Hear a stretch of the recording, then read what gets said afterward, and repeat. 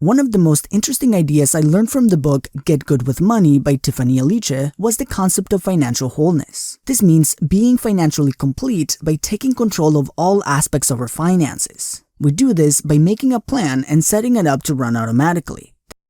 In order to do this, we need to create systems in 5 different categories: money management, debt management, investing, wealth protection, aka insurance, and planning our legacy.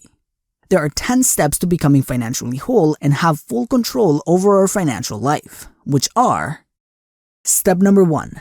Build and automate your budget. Building a budget is not only the first step to financial success, but it can allow you to say yes to many of the things that you want to do. There are a few steps to build a strong budget. First, you start by making a money in list. Here, you take inventory of all of your income. This includes your job, any side hustle, or investment income that you have. Then, you make a money out list. Here, you list all of your expenses, even the small ones. Third, you calculate how much these expenses cost you every month. Here, you begin creating a clear picture of how much your current lifestyle is costing you. Fourth, calculate how much you can save every month. Take how much you make and subtract how much you spend every month. If this number is positive, hey, congrats, you are saving money. If this number is negative, we have to do something about it. Fifth, assign control categories to your expenses. Here, you label each expense based on how much control you have over it. For example, your daily Starbucks run would be considered a high control expense. Your electric bill would be a medium control expense, and your mortgage would be a low control expense. If your monthly savings are not as high as you would like them to be, then it's time to reduce some of your current expenses, starting with those in the high control categories. Which, by the way, just for you guys, we were able to partner with Ryan Reynolds and his company Mint Mobile to invite you guys to save some money on your phone bill. With Mint Mobile, you can get a phone plan for as low as $15 per month without sacrificing any coverage, speed, or data, because they're built on the nation's largest 5G network. It is so easy to switch and start saving that you could do it right now on your phone, because they have digital eSIM cards, and you still get to keep your number. And if your phone is not eSIM compatible, Mint will send you a SIM card for free. All Mint Mobile plans include unlimited nationwide talk and text, lightning fast 5G, and free mobile hotspot. So go to mintmobile.com/bettermen or check out the link in the description of this video and get premium wireless starting at $15 per month. Now back to the video. Number 7. Separate and organize your funds. Aliche recommends having 4 different bank accounts, 2 checking accounts, and 2 savings accounts. Checking account number 1 is where all of your funds arrive and get distributed from. Checking account number 2 is where all of your bills get paid from. Savings account number 1 is for your emergency savings, and savings account number 2 is for your long-term savings account. And lastly, you automate your budget. Once you have your account set up, your budgeting process can be automated. You can set up automatic transfers from your main account to the rest of your accounts every month. This way, you don't have to do it. Step number 2. Organize your savings. Most of us know the importance of saving money, since it's the foundation of our financial success. But we need to know how to organize it. There are 2 main goals we need to have for our savings. First, build an emergency fund. Here, you want to start by putting away 3 months of your basic living expenses in your first savings account. Ideally, this account would be a credit union, since they normally pay you higher interest rates on your savings, and it is very easy to withdraw your money in case of emergencies. Second, build your long-term savings account. Once you put away at least 3 months of your basic living expenses, it's time to put money away for the long term on your second savings account. A great idea is to create compartments inside your second savings account to organize your money further. For example, if you want to buy a house in the next few years, inside your second savings account, you can create a money bucket for your home, then create another bucket for your investments, and another one for your yearly vacation. Aliche says that your second savings account could be held in an online bank, because they tend to pay the best interest rates on your money, and it takes a little longer to withdraw your money, which is an added benefit to control impulse spending.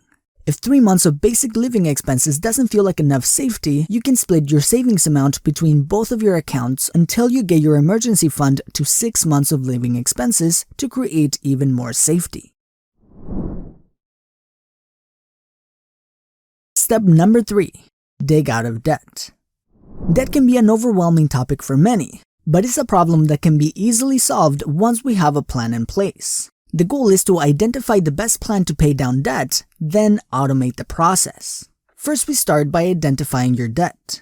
List your debt, how much you owe, minimum payments, interest rates, and any other relevant information.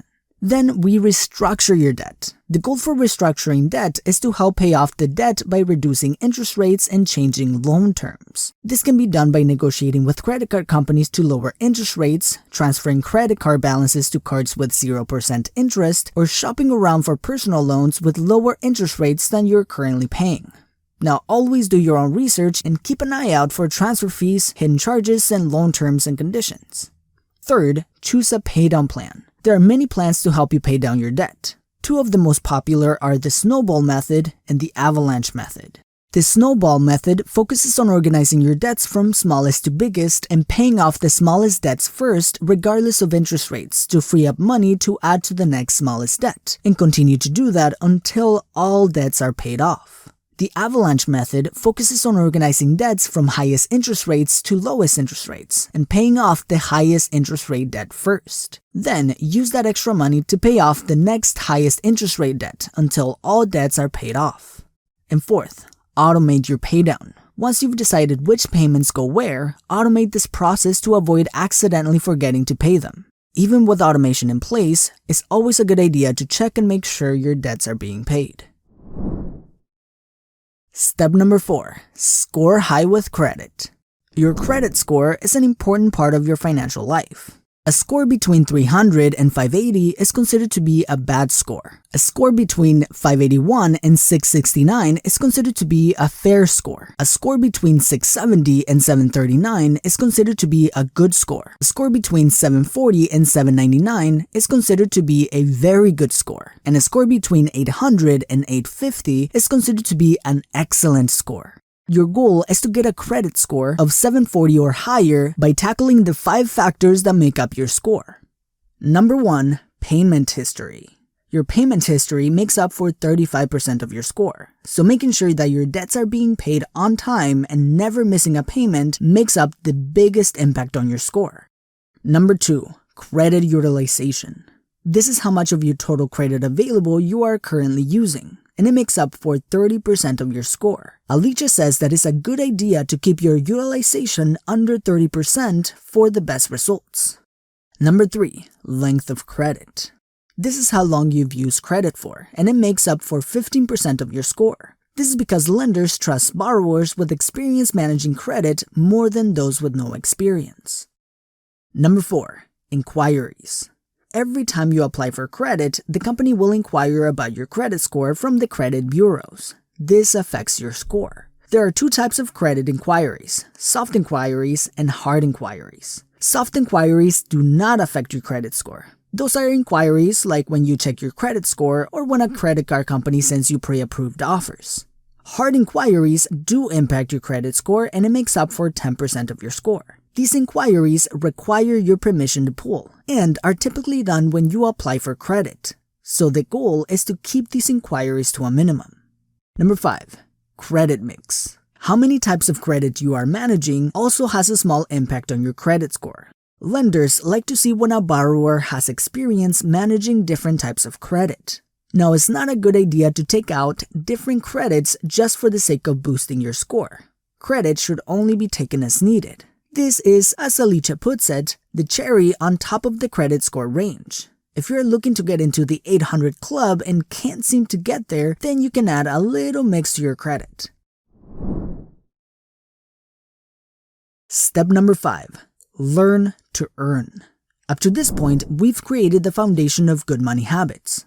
Now it's time to take it to a whole nother level. The goal in this step is to focus on increasing your income. It is much easier to follow your budget, save more money, and pay off your debts when you're making more money. Aliche goes over 4 steps to help you increase your income. Number 1. Maximize your earning potential at work. The goal is to find ways to earn more money without working yourself to the ground. So find out if you're able to get a raise or move up in the company you work in so you can start getting paid more. Number 2. Assess your skills. Over your lifetime, you've developed a set of skills both in your job and outside your job. Take inventory of all of those skills. Number 3. Decide which of these skills you can monetize. Out of your list of skills, figure out which of them you can sell to others. For example, if you're an accountant at work, you can start helping small businesses with their bookkeeping. Number 4. Put a number on it. Figure out what other businesses charge for a similar service, and start there. You can modify as you go depending on supply and demand. Step number 6. Invest like an insider. No financial plan is completed without having your money make more money. When it comes to your investment plan, Aliche says that you should have 2 investment strategies, a retirement strategy and a wealth strategy. The goal for your retirement strategy is to help you stop working while maintaining your lifestyle. The goal for your wealth strategy is to upgrade your life. We'll start with retirement. First, determine how much money you need for retirement. A standard strategy is to multiply your yearly lifestyle cost by 25. So if you spend $65,000 a year, then your goal is to have $1.6 million in order to retire. This is what is called the 4% rule. If you spend 4% or less of your money, you'll likely never run out of money because historically, the market return is 8% yearly. So you'll be living from your interest and not your principal. Second, decide where to put your money. Here, you decide where you will host your investments. The great part is that you can choose more than one. Many people have a combination of a 401k, traditional IRA, Roth IRA, or SEP IRA. Third, choose your investment mix. Here's where you choose what assets go inside your portfolio. Generally, you want to be invested in both stocks and bonds. Stocks give you momentum for growing your investments, but with a little more risk. And bonds give you slow and steady growth with a little more safety. And fourth, set up automation. Once you've calculated how much of your income will go to your retirement, automate it. This way, you've built a system that will take care of your retirement for you. Step number 7. Get good with insurance. You've worked really hard at this point to create a great financial plan. The last thing you'd want is to have an unexpected emergency take it all down. So understanding insurance will protect your money from those unexpected circumstances looking to take your money. There are 3 main categories of insurance to look into: health insurance, life insurance, and disability insurance. Health insurance allows you to reduce any major medical bills that you might get in the case of a medical emergency. Life insurance is a contract between you and the insurance company where you pay a premium every month, and in exchange, they will pay a predetermined lump sum payment to your loved ones in the case you pass away, regardless of how much money you've actually paid in premiums. And disability insurance allows you to insure your income if any disability happens in the future. Step number 8. Increase your net worth. Your net worth is like a temperature check when you go to the doctor. It gives you a good overview of the health of your financial life. To calculate your net worth, you take the value of all of the assets you own and subtract all the liabilities you have. This will give you your net worth. Your net worth doesn't necessarily represent your income, but instead your financial habits. There can be people out there that make more money but might have lower net worths if they have too many liabilities and not enough assets. Next, you want to come to terms with your net worth, at least for now, because in many cases, this number can be negative if we have too many liabilities. Then, it's time to increase our net worth. This is focusing on reducing our liabilities and avoiding collecting more as we divert more money into assets to develop a stronger net worth. Step number 9. Build your money team. Aliche says that everyone needs a money team. This team will depend on your situation. If your finances are fairly simple, this can be your partner, your peers, and your financial advisor. As your finances get more complex, your team might grow as well. But Aliche recommends 5 people to have in your money team as a good foundation. First, you want to have an accountability partner, a financial advisor, a certified public accountant, an estate planning attorney, and an insurance broker. As your finances grow and change, you can add people to your team to keep your money protected and help you make good decisions. Step number 10. Leave a legacy. The last step of your financial plan is to create arrangements for when you're no longer here. There are two main types of arrangements for your legacy: a will and a living trust. A will is a legal document that goes into effect when you die. A living trust is a legal entity that allows you to begin the process of transferring assets and benefits to your loved ones as soon as it's signed, so it can happen while you're still alive. Having a plan will make it much easier to develop wealth, but is your mindset in the right place?